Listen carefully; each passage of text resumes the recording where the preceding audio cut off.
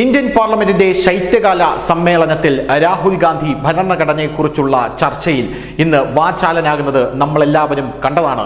രാഹുൽ ഗാന്ധി വലിയ രീതിയിലുള്ള മണ്ടത്തരങ്ങൾ പാർലമെന്റിൽ പറഞ്ഞു എന്നാണ് BJP അടക്കമുള്ളവർ ആരോപിക്കുന്നത്.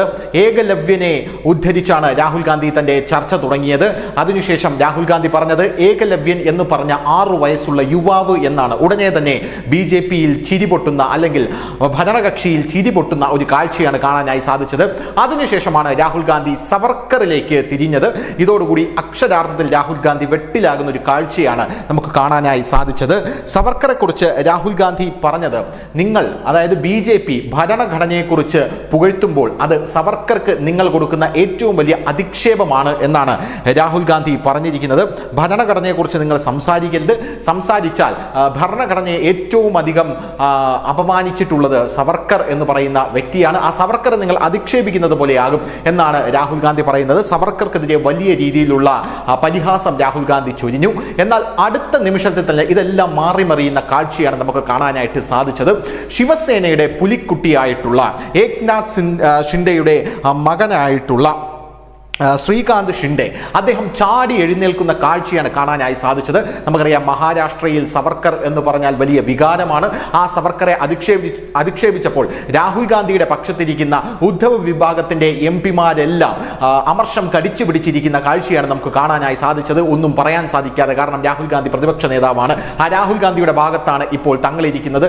എന്നാൽ ശ്രീകാന്ത് ഷിൻഡെ ചാടി എഴുന്നേൽക്കുകയും, അങ്ങനെയാണെങ്കിൽ നിങ്ങൾ ഒരു കാര്യം ചെയ്യൂ, നിങ്ങളുടെ ഇന്ദിരാഗാന്ധിയോട്, നിങ്ങളുടെ ഗ്രാൻഡ് മദർ, അതായത് നിങ്ങളുടെ മുത്തശ്ശിയായിട്ടുള്ള ഇന്ദിരാഗാന്ധിയോട് ഈ കാര്യങ്ങൾ പറഞ്ഞു മനസ്സിലാക്കൂ. ഇന്ദിരാഗാന്ധിയാണ് അങ്ങനെയാണെങ്കിൽ ഭരണഘടനയെ ഏറ്റവും കൂടുതൽ അധിക്ഷേപിച്ചിരിക്കുന്നത്. കാരണം ഇന്ദിരാഗാന്ധി സവർക്കറെ പിന്തുണച്ചിരുന്നു, സപ്പോർട്ട് ചെയ്തിരുന്നു എന്നാണ് ശ്രീകാന്ത് ഷിൻഡെ വലിയ രീതിയിൽ പറഞ്ഞിരിക്കുന്നത്. ഇന്ദിരാഗാന്ധി സവർക്കറെ പുകഴ്ത്തിയിരുന്നു എന്നാണ് ശ്രീകാന്ത് ഷിൻഡെ പറഞ്ഞിരിക്കുന്നത്.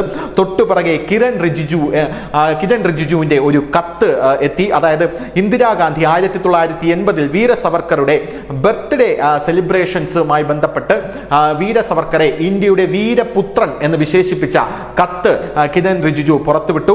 അതിനകത്ത് ഇന്ത്യയുടെ വീരപുത്രൻ എന്ന് ഇന്ദിരാഗാന്ധി ആ കത്തിൽ വിശേഷിപ്പിച്ചിട്ടുണ്ട്.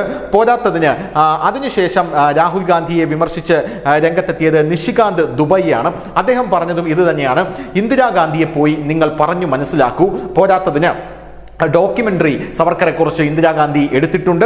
പോരാത്തതിന് സ്റ്റാമ്പ് ഇറക്കിയിട്ടുണ്ട്, ലെറ്റർ സവർക്കർക്കായി എഴുതിയിട്ടുണ്ട്, അതിനകത്ത് വീരപുത്രൻ എന്ന് പറയുന്നുണ്ട്.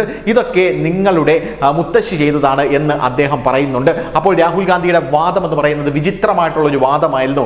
ഞാനും മുത്തശ്ശിയുമായി കുട്ടിക്കാലത്ത് സവർക്കറെ കുറിച്ച് ധാരാളം കഥകൾ ഇങ്ങനെ ചർച്ച ചെയ്തുകൊണ്ടിരിക്കുമായിരുന്നു എന്നാണ് രാഹുൽ ഗാന്ധി പറഞ്ഞത്. ഉടനെ BJPയിൽ വീണ്ടും ചിരിപൊട്ടുന്ന കാഴ്ചയാണ് കണ്ടത്. കാരണം രാഹുൽ ഗാന്ധി ബോർഡിംഗ് സ്കൂളിൽ നിന്നാണ് പഠിച്ചിരുന്നത്. ഇന്ദിരാഗാന്ധി ആണെങ്കിൽ തിരക്കിലാണ്, പ്രധാനമന്ത്രിയാണ്, ഇവർ തമ്മിൽ കാണാനുള്ള സമയമില്ല. രണ്ടാമത്തെ കാര്യം എന്ന് പറയുന്നത്, രാഹുൽ ഗാന്ധിക്ക് 14 വയസ്സായപ്പോഴേക്കും ഇന്ദിരാഗാന്ധി വെടിയേറ്റ് മരിക്കുന്ന ഒരു കാഴ്ച രാജ്യം കണ്ടതാണ്. ആ ഒരു സാഹചര്യത്തിൽ രാഹുൽ ഗാന്ധിയുടെ ഈ വാക്കുകൾ വലിയ രീതിയിൽ ചിരി BJPയിൽ പടർത്തുകയും ചെയ്തു. അക്ഷരാർത്ഥത്തിൽ രാഹുൽ ഗാന്ധി വെട്ടിലായിരിക്കുകയാണ്.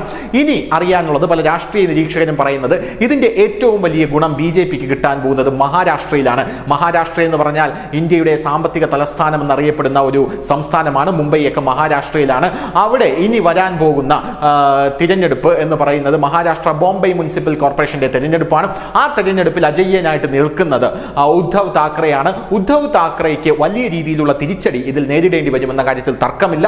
ഇതേ തുടർന്ന് തിങ്കളാഴ്ച നരേന്ദ്രമോദിയുമായി ഉദ്ധവ് താക്കറെ വിഭാഗത്തിലെ ചില MP-മാർ കൂടിക്കാഴ്ച നടത്തുന്നുണ്ട്. അവർ BJPയിലേക്കോ NDയിലേക്കോ ചേക്കേറാനുള്ള സാധ്യത വളരെയധികം കൂടുതലാണ് എന്ന് നമുക്ക് മനസ്സിലാകുന്നു. പല രാഷ്ട്രീയ നിരീക്ഷകരും പറയുന്നത്, ഗുജറാത്ത് BJPയുടെ ഉറച്ച കോട്ടയായി, ആസാം BJPയുടെ ഉറച്ച കോട്ടയായി, മധ്യപ്രദേശ് BJPയുടെ ഉറച്ച കോട്ടയായി, അടുത്ത BJPയുടെ ഉറച്ച കോട്ടയാകാൻ പോകുന്നത് അത് മഹാരാഷ്ട്രയാണ്. അതിന് രാഹുൽ ഗാന്ധിക്ക് നന്ദി എന്നാണ് പല ആൾക്കാരും പറയുന്നത്. രാഹുൽ ഗാന്ധി അക്ഷരാർത്ഥത്തിൽ BJPയുടെ ഐശ്വര്യം എന്ന രീതിയിലാണ് രാഹുൽ ഗാന്ധിയെ BJP ഇപ്പോൾ ട്രീറ്റ് ചെയ്തുകൊണ്ടിരിക്കുന്നത്. News desk, news India Malayalam.